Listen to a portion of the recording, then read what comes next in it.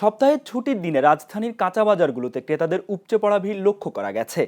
বাজারে চাল, ডাল, তেল ও ডিমের দাম স্থিতিশীল থাকলেও মাছ, মাংস এবং কিছু সবজির চড়া দামে বিপাকে পড়েছেন সীমিত আয়ের মানুষ। ব্যবসায়ীদের দাবি, সরবরাহ স্বাভাবিক থাকলেও আগামীতে দাম কমতে পারে। এদিকে সপ্তাহের ব্যবধানে রাজশাহীর বাজারে মাছ ও মুরগির দাম আরও বেড়েছে। কেজিতে 40 টাকা বেড়ে মাঝারি রুই 320 টাকা এবং ব্রয়লার 210 টাকায় বিক্রি হচ্ছে। এছাড়া 50 টাকা বেড়ে সোনালী মুরগি বিক্রি হচ্ছে 310 টাকায়। সবজি বাজার স্থিতিশীল থাকলেও কেজিতে 40 টাকা বেড়ে কাঁচামরিচ বিক্রি হচ্ছে 80 টাকায়। বিক্রেতারা সরবরাহ ঘাটতির কথা বললেও ক্রেতাদের অভিযোগ, বাজার সিন্ডিকেট আবারও মাথাছাড়া দিয়ে উঠেছে।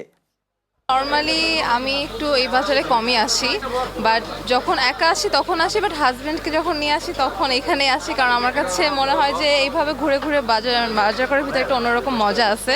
যে কোনো জিনিসের দাম মানে ক্রেতাদের নাগালের বাইরে, আমরা মানে সংসার চালাইতে হিমশিম খাচ্ছি আমরা। বাজার মোটামুটি সবজির দাম অনেক বেশি আগের চেয়ে, আসলে বেশি সব। আজকে শুক্রবার বিদায় মোটামুটি আলহামদুলিল্লাহ যতটুকু আছে আর কি, ভালো খারাপ না। আর সব জিনিসেরই তো দাম একটু মোটামুটি বাড়তি। কাস্টমার নাই, বেচা কিনে অবস্থা খুব খারাপ। বাজার ফাঁকা, দেখেন না শুক্রবারে কাস্টমারের ভিড় থাকে আর শুক্রবারে একদম ফাঁকা বাজার।